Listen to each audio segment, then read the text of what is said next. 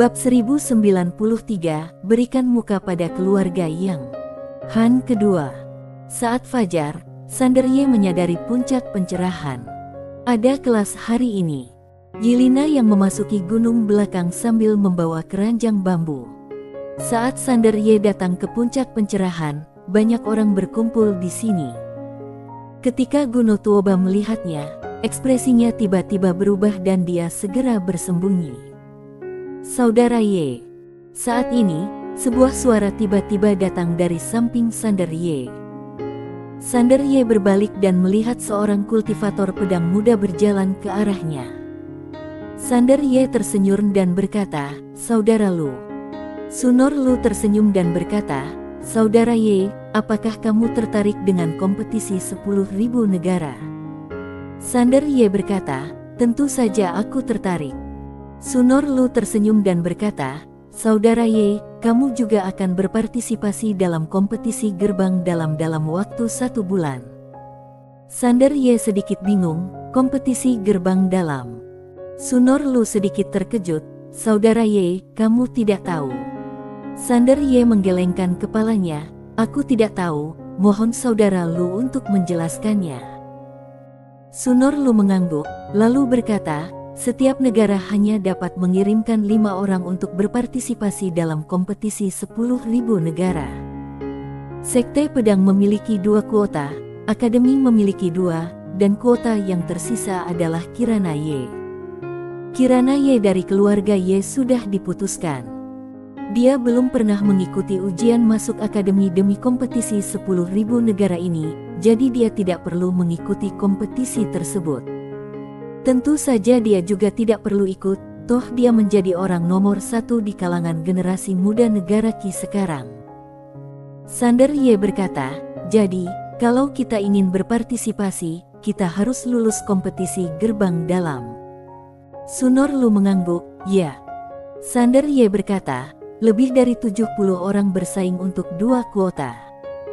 Sekarang ada lebih dari 70 murid gerbang dalam." Sunor Lu menggelengkan kepalanya, "Berjuang untuk 1." Sanderye tercengang. Sunor Lu tersenyum dan berkata, "Salah satu kuota sudah dipesan." Sanderye sedikit mengernyit, "Keluargaan." Sunor Lu mengangguk, "Ya, biarpun saudara An juga akan berpartisipasi dalam kompetisi, dengan kekuatannya, seluruh gerbang dalam." Berbicara tentang ini, dia melirik Sanderye dan tersenyum, "Aku khawatir hanya saudara Yangor Ye bisa bersaing dengannya." Sanderye berkata, "Dengan kata lain, hanya ada 1 tempat tersisa." Sunor Lu mengangguk sedikit, "Ya, sebenarnya, tujuan sebenarnya setiap orang bukanlah salah satu dari 5 kuota, tetapi kuota cadangan." Sanderye sedikit penasaran, "Kuota cadangan?" Sunor Lu tersenyum dan berkata, "Ya, 5 kuota sudah ditentukan dari awal. Faktanya, tidak ada yang tahu, karena kalau kamu ingin mewakili negara Qi dalam kompetisi 10.000 negara, kamu harus memilih 5 yang terkuat, apakah itu Kirana Ye atau saudaraan, mereka adalah yang terkuat dari generasi muda di negara Qi saat ini. Itu adalah yang terbaik bagi negara Qi kalau mereka pergi. Ini bukan hanya pertarungan kehormatan pribadi, tetapi juga kehormatan negara Qi. Sebagai orang-orang negara Qi, kita tentu saja berharap orang-orang yang lebih kuat yang pergi." Setelah mengatakan ini, dia berhenti sejenak dan kemudian berkata, "Kami semua sadar diri. Kami tidak memiliki kemampuan untuk mewakili negara Qi dalam kompetisi 10.000 negara. Kompetisi gerbang dalam ini, tujuan kami sebenarnya adalah 2 kuota cadangan. Yang disebut kuota cadangan adalah talenta cadangan, yang juga dapat mengikuti 5 orang untuk berpartisipasi dalam kompetisi 10.000 negara, tetapi bukanlah kekuatan utama, melainkan pergi berlatin, asalkan bisa kembali hidup-hidup, kedua orang itu akan menjadi kontestan utama dari negara Qi dalam kompetisi berikutnya, yang akan dilatih secara khusus." Sanderye mengangguk sedikit, "Jadi begitu." Sunor Lu tersenyum dan berkata, "Tujuan saudara Ye kali ini adalah salah satu dan 5 kuota itu." Sanderye mengangguk, Sunorlu menatapnya dalam-dalam, lalu tersenyum dan berkata, "Kalau begitu, aku mendoakan semoga saudara Ye beruntung." Sander Ye hendak berbicara ketika seorang lelaki tua datang dari kejauhan. Orang tua ini sekarang adalah tetua sekte pedang, bernama Siano, dan kekuatannya berada di urutan kedua setelah ketua sekte pedang Yugi. Siano menatap semua orang dan berkata, "Duduklah." Para kultivator pedang dengan cepat duduk. Setelah Sander Ye duduk dan melihat sekeliling, dia sedikit bingung, saudaraan sepertinya tidak ada di sini. Siano tersenyum dan berkata, "Tentu saja dia tidak perlu menghadiri kelas. Keluarga An sudah mempekerjakan guru-guru terkenal untuk mengajarinya. Tidak hanya itu, dia juga memiliki tempat pelatihan khusus yang disediakan oleh Paviliun Xianbao." Sander Ye mengangguk, "Jadi begitu." Saat dia mengatakan itu, dia melihat sekeliling. Ketika dia tidak melihat Fuji, dia mengerutkan kening. Kemana perginya adik kecil ini? Tanpa banyak berpikir, Sander Ye mendengarkan kelas dengan tenang. Dia tidak berpura-pura, tetapi mendengarkan dengan cermat. Dia dulu meningkatkan ranahnya terlalu cepat dan tidak cukup memahami setiap ranah. Sekarang dia memiliki kesempatan untuk mempraktik ulang lagi. Kali ini, dia berusaha untuk menjadi sempurna di setiap ranah, termasuk ilmu pedang. Setelah Yelena yang memasuki kedalaman gunung, dia segera menggali beberapa tanaman lagi. Panennya bagus. Senyuman cerah muncul di wajahnya dan dia terus bergerak maju. Setelah beberapa saat, dia sampai di tengah-tengah puncak yang terpencil. Dia menoleh ke belakang dan melihat bahwa melalui awan dan kabut, samar-samar dia bisa melihat beberapa istana di sekte pedang. Secara samar-samar, dia sesekali melihat cahaya pedang muncul dari tanah dan menembak ke langit, sangat spektakuler. Dia menarik kembali tatapan kagum lalu terus berjalan. Saat ini, dia merasa sedikit panas. Dia melihat ke atas dan ternyata matahari merah muncul di atas kepalanya, itu sungguh indah. Yelena yang menyeka keringat di wajahnya dan terus berjalan. Sepanjang jalan, dia menggali rumput spiritual, bunga spiritual, atau buah spiritual apapun yang dia lihat. Menjelang siang, sudah banyak rerumputan dan bunga spiritual di keranjang bambunya. Setelah sekian lama, Yelena yang duduk di dermaga batu. Dia mengeluarkan sepotong bakpao dan memakannya. Saat itu tengah hari dan matahari membakar bumi.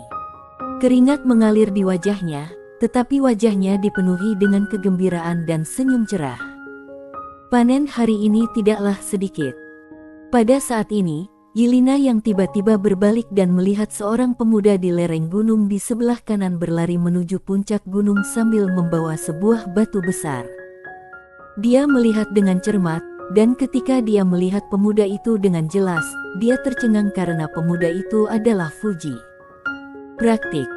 Yelena yang mengalihkan pandangannya, lalu melirik keranjang bambu kecilnya, dan berkata dengan serius, "Aku juga harus bekerja keras." Setelah mengatakan itu, dia mengambil keranjang bambu kecil dan terus berjalan menuju puncak gunung. Setelah Sander Ye menyelesaikan kelasnya, dia langsung pergi ke puncak kultivasi. Setelah menyerahkan kristal spiritual, dia langsung pergi ke lantai 9 menara. Gravitasi. Sander Ye melirik cincin penyimpanannya, menggelengkan kepalanya dan tersenyum. Latihan ini sangat mahal. Kalau dia terus seperti ini, dia akan kehabisan uang dalam waktu dekat. Dia harus menemukan cara untuk menghasilkan uang. Tanpa berpikir panjang, dia melihat ke arah boneka emas tidak jauh di depannya. Tiba-tiba, boneka emas itu langsung menghilang di tempat. Detik berikutnya, cahaya pedang emas menyambar di depannya. Dia perlahan berbalik ke samping, tidak terlalu cepat, karena gravitasi di sini 9 kali lipat dari gravitasi di luari. Biarpun tidak terlalu cepat, dia berhasil mengelak dari pedang boneka emas tersebut, tetapi saat dia menggunakan jarinya sebagai ujung pedang untuk menunjuk ke arah boneka emas tersebut mengelak ke samping. Tidak ada cara untuk mengalahkan musuh dengan satu pukulan. Pada saat ini, boneka emas itu tiba-tiba berbalik dan menikamnya dengan pedang lain. Sander Ye mengulurkan kedua jarinya dan mencubitnya dengan lembut, cukup untuk menangkap pedangnya. Sander Ye buru-buru melepaskan jarinya, mengetukkan jari kakinya, dan mundur beberapa kaki untuk menghindari cahaya pedang, dan detik berikutnya, pedang lain datang di depannya. Sander Ye tampak tenang dan menunjuk. Bang! Ketika pedang itu mendarat, pedang itu bergetar hebat, dan kemudian boneka emas itu mundur dengan keras. Sander Ye melangkah maju dan menunjuk lagi, tapi boneka emas itu bereaksi dengan cepat dan menebasnya dengan pedang. Dengan cara ini, Sander Ye dengan sengit bertarung melawan boneka emas di ruang dan waktu 9 dimensi. Pada bulan berikutnya, Sander Ye berlatih di puncak kultivasi setiap hari. Dia ingin mendorong dirinya hingga batasnya dalam semua aspek. Kali ini, dia ingin ranah ilmu pedang dan ranah kultivasinya sempurna. Saat Sander Ye sedang berlatih, Yelena yang akan membawa keranjang bambu kecil ke pegunungan setiap hari. Pada hari ini, Yelena yang datang ke kedalaman pegunungan. Dia tidak terlalu beruntung hari ini. Dia hanya menggali beberapa tanaman obat pada siang hari. Dan besok adalah kompetisi internal sekte tersebut. Memikirkan hal ini, Yelena yang mengertakkan gigi dan melangkah lebih dalam. Setelah berjalan beberapa saat, dia sampai di hutan lebat. Pepohonan di sini sangat lebat sehingga sinar matahari sulit menembusnya. Yelena yang masih sedikit gugup, tapi dia tidak mundur, malah berjalan maju perlahan. Setelah beberapa saat, dia tiba-tiba melihat Ganoderma lucidum. Ganoderma lucidum itu sebesar tutup panci dan berwarna emas. Dia bahkan bisa mencium aroma spiritual dan jauh. Saat melihat Ganoderma lucidum ini, mata Yelena yang langsung berbinar. Dia buru-buru berlari. Tetapi, saat dia hendak mendekati Ganoderma lucidum, tanah di depan Ganoderma lucidum tiba-tiba mulai menggeliat. Detik berikutnya, seekor ular piton hitam berlari keluar dari tanah dan memukulnya dengan keras. Bang! Yelena yang tertangkap basah dan terpental akhirnya, dia menabrak pohon dengan keras dan pohon itu retak. Yelena yang meratap, itu sangat menyakitkan. Untungnya, selama periode waktu ini, Sander Ye diam-diam mengajarinya cara berlatih setiap hari, dan juga secara diam-diam menyerap kristal spiritual untuknya, sehingga dia dapat memperoleh kultivasi. Kalau tidak, dia akan mati kali ini. Begitu Yelena yang mendarat, ular piton hitam itu berlari ke arahnya. Wajah Yelena yang tiba-tiba menjadi pucat.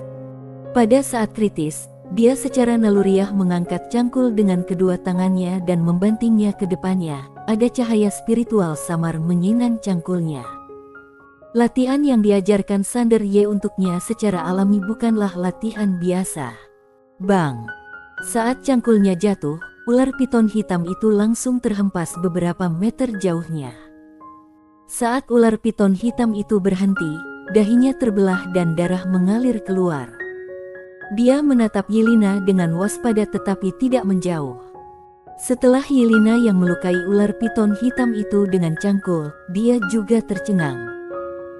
Tanpa banyak berpikir, dia segera berdiri, mengangkat cangkulnya dan menatap ular piton hitam itu, dengan gugup berbicara dengan tidak jelas, kamu, aku dari keluarga yang.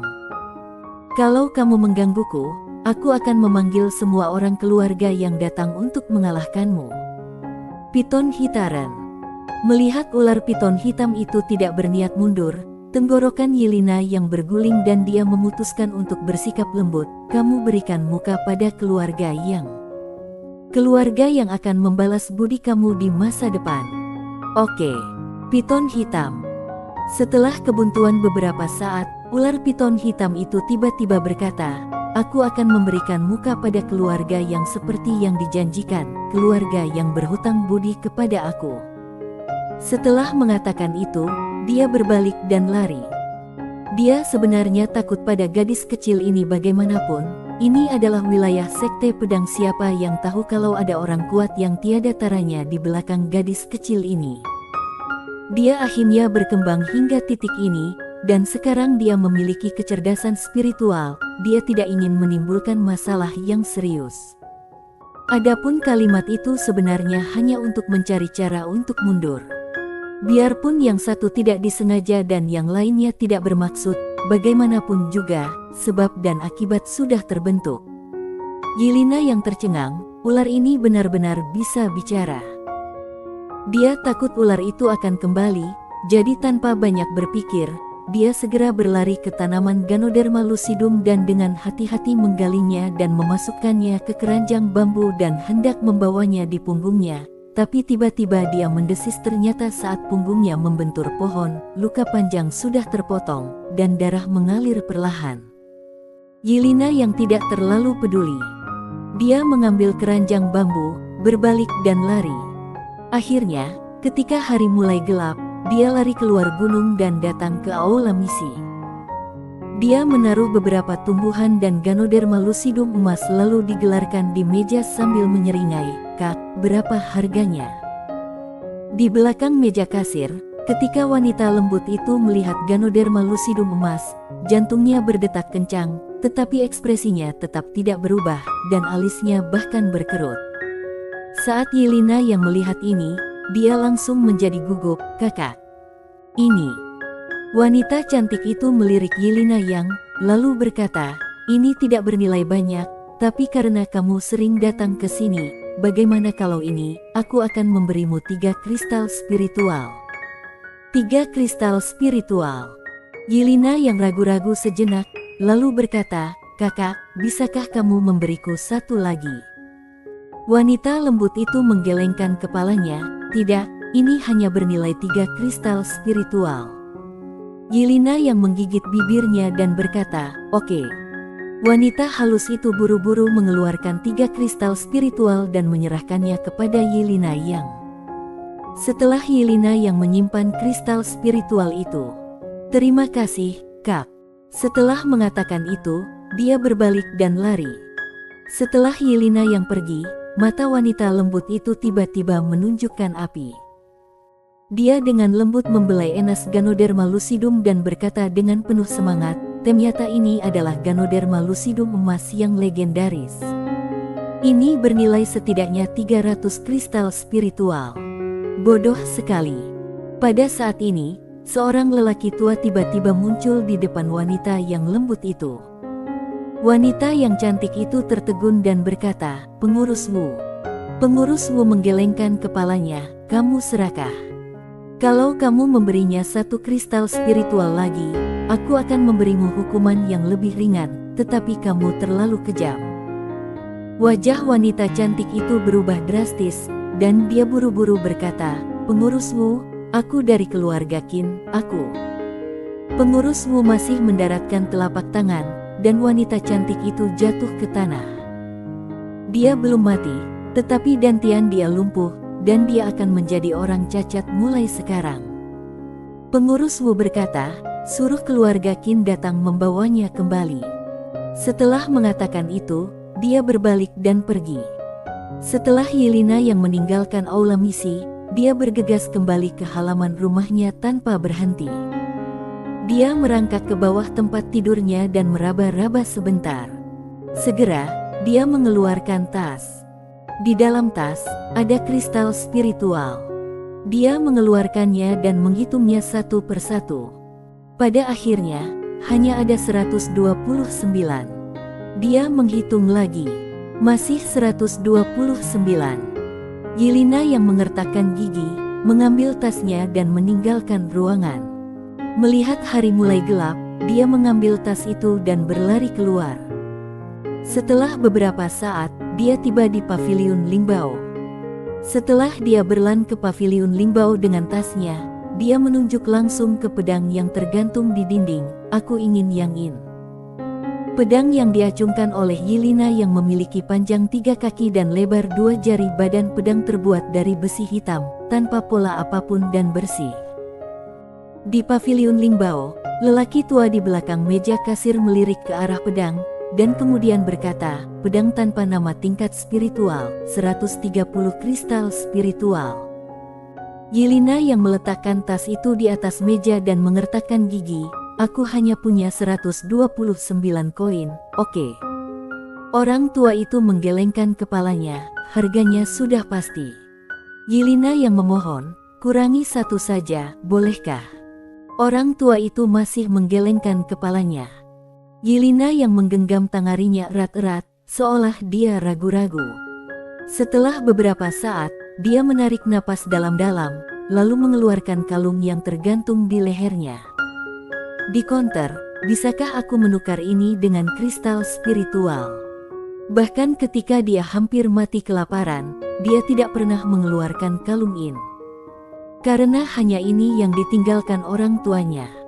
Orang tua itu melirik kalung itu dan mengangguk, oke. Setelah mengatakan itu, dia menerima kalung itu, lalu melepas pedang tanpa nama itu dan menyerahkannya kepada Yelena yang beserta sarungnya. Yelena yang merasa seperti sudah menemukan harta karun, dia melirik kalung di tangan lelaki tua itu, lalu berlari keluar memegang pedang. Saat hari mulai gelap, Sander Ye keluar dan menara gravitasi, dan saat ini, dia sudah berada di dunia nyata. Sander Ye tersenyum tipis, aku bisa membawa gadis itu terbang dengan pedang. Setelah mengatakan itu, dia dengan cepat menghilang tidak jauh. Ketika dia kembali ke halaman rumahnya, Yelena yang sudah menunggunya, dengan tangan di belakang dan senyuman di wajahnya, Sander Ye sedikit penasaran, Yelena yang berkata, tutup matamu dulu. Sander Ye sedikit bingung, kenapa? Yelena yang menghentakkan kaki kanannya pelan, jangan tanya, cepat. Misterius. Sander Ye menggelengkan kepalanya dan tersenyum, tapi masih menutup matanya. Saat ini, suara Yelena yang tiba-tiba terdengar dari jarak yang sangat dekat di depannya. Buka matamu. Sander Ye membuka matanya, dan Yelena yang memegang pedang dan dengan hati-hati menyerahkannya padanya. Sander Ye tertegun. Detik berikutnya, wajahnya menjadi gelap, dari mana kamu mendapatkan pedangnya? Melihat mata Yangor Ye tegas dan curiga, senyuman di wajah Yelena yang langsung membeku. Pada saat ini, hatinya tiba-tiba terasa seperti seseorang sudah menusuknya dengan ujung jarum. Pedang itu jatuh ke tanah dan dia meraung dengan marah, ya, aku mencurinya, aku seorang pencuri. Setelah mengatakan itu, dia berbalik dan lari. Sander Ye membeku di tempatnya. Saat ini, pengurus Wu datang dari samping. Dia melirik Sander Ye dan kemudian berkata, Tuan Ye, aku pikir kamu tahu. Sander Ye sedikit bingung, apa yang aku tahu? Pengurusmu menceritakan kisah tentang Yelena yang pergi ke pegunungan untuk menggali tumbuhan bulan ini. Ketika dia bercerita setengah jalan, Sander Ye tiba-tiba mengambil pedang di tanah, lalu berbalik dan mengejar. Bersambung.